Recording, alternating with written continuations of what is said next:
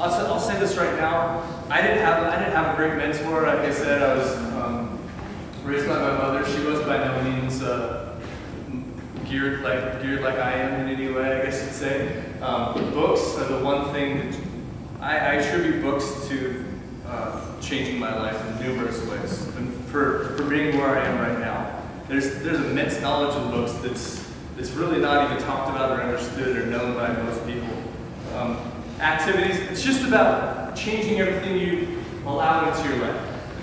Okay, I have a whole slide dedicated to the people. The people that you surround yourself with have a huge influence on who you are. It's said that you are the average of the closest 3 people you harbor in your life, and it's been tested numerous times. I don't even know where to begin with people, but here's a great picture to start out. We tend to follow the crowd as human beings. We tend to do what our neighbor's doing. We tend to do what everybody else is doing. That's why me standing up here telling you these things might sound very odd, because we don't hang out a lot, so you don't get to hear this stuff very often. You hang out with different people who are telling you different things.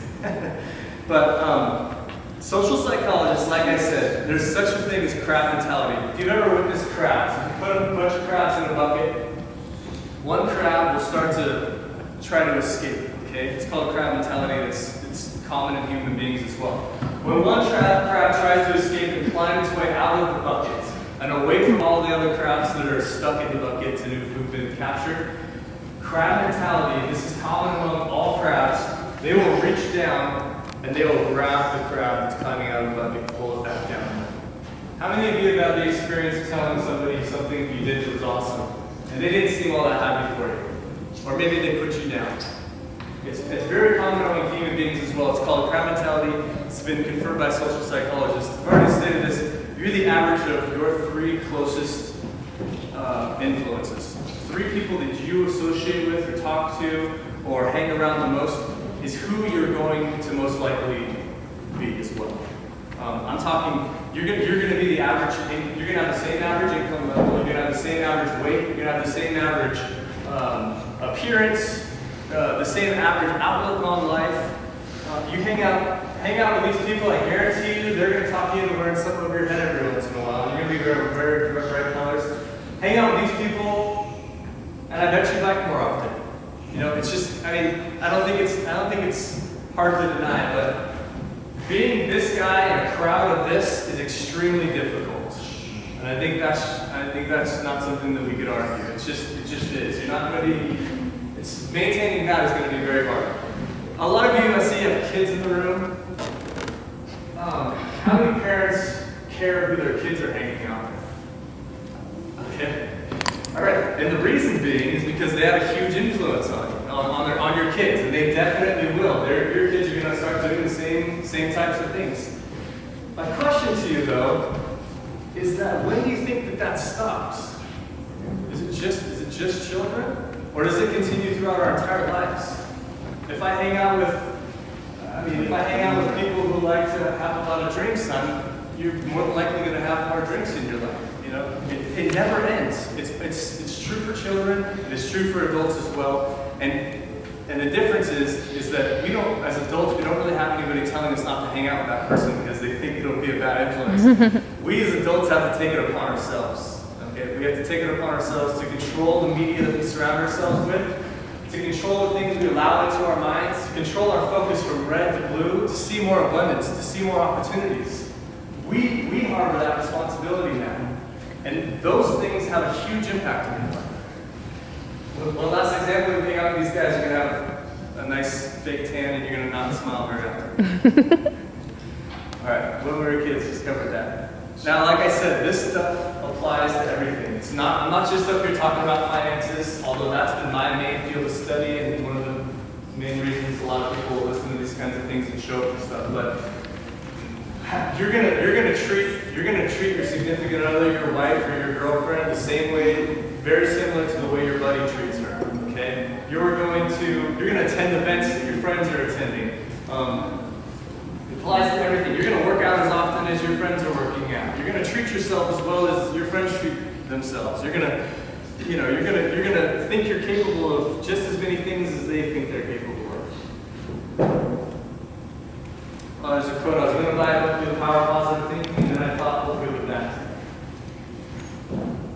The reason I put that up there is because if you want a different outcome, you have to take a stand and you have to think differently. You have to decide to think differently. Okay? It ultimately comes down to a decision. You're on board, you understand these things, you understand the power that they have in your life. And you're going to make a stand, or you're just be like, I was gonna buy the book, but I just decided to continue on with my normal way of thinking and not do that. I'm giving you 7 steps to change that. It's not really a decision, it's just a matter of starting to influence yourself. Take the willpower out of it. Just set up some of these checks and balances. Start bombarding yourself with some cool information that you are capable of amazing things. I want everybody to start to find new evidence and write it down. Start making your list. Start making your big whys list. There's a couple of activities on the second page of this pamphlet that I hand out that I think we should go through. But I want to ask everybody, how do you feel right now? How do you feel? Do you feel any different from when you first walked into the room? I suspect that you might, and I want to tell you that the reason that you might feel a little bit more amped up, a little bit more charged, is because you've allowed me to have an influence on you for the last 40, 45 minutes. That's it, okay? Imagine if you were to consciously bring things like this. This is a tremendously positive event. Imagine if you were to bring things like this into your media, into your environment more often. Imagine if you have friends that would tell you how great you are. Imagine if you were reviewing your big whys list. Imagine if you were listening to better things on your radio. Or imagine if you were watching different television shows. All of these things have a huge influence on you. That's it for me. If you have any questions, I'm an open book. I'd love to chat. And if not right now, then here's a couple of different ways to get in touch with me. Here's my email address and facebook.com/JollyJakeBigButterCake, where you can find me on Facebook. All right, yeah, so let's go through the pamphlet quickly. We have a lot of time. 5 minutes. 5 minutes? All right, great. That's all we need. Okay, page 2. To start and treat yourself like a prize racehorse. At the top there, like I said, change your thoughts, you will change your life. Those 7 techniques are specifically geared to help you change your thoughts, to change your way of thinking. An awesome quote I live by. Watch your thoughts, for they become words. Watch your words, for they become actions. Watch your actions, for they become habits. Watch your habits, for they become character. Watch your character, for it becomes your destiny. Notice that it all starts out with the way your mind is working. It all starts out with the way you're thinking. It starts with your thoughts. You change the way you think, you change the way your brain works, and you change your destiny. All right, so the middle section here, social psychologists have proven that you'll be the average of your closest 3 people. I'm not talking about the 3 people that you see often. I'm not talking about the people that are sitting next to you in the cubicle that you never talk to next to you. I'm talking about the people that you talk to on the phone for an hour or more. I'm talking about the people you hang out with consistently. It would be a great idea for you to write. I don't know if we have pens right now, but maybe when you get home, write the 3 people down, write their names down, the 3 people that you see most often in your life, and then ask yourself the bottom 4 questions there. What do you think the average income of those 3 people is? What is their average health? How healthy is that person, or are those 3 people? How happy do you think they are, and are they a positive or negative influence on your life right now at this time? If they're not, I'm not saying, especially their family or spouse or somebody very close to you, I'm not saying that you just run away and remove them completely from your life, but you should it'd be a great idea to be aware of it, and it'd be a great idea to maybe move them from a major influence to just an acquaintance, perhaps. I'm not saying create a complete vacuum, but maybe create a small one so you can move somebody else in who's out there doing some cool things that you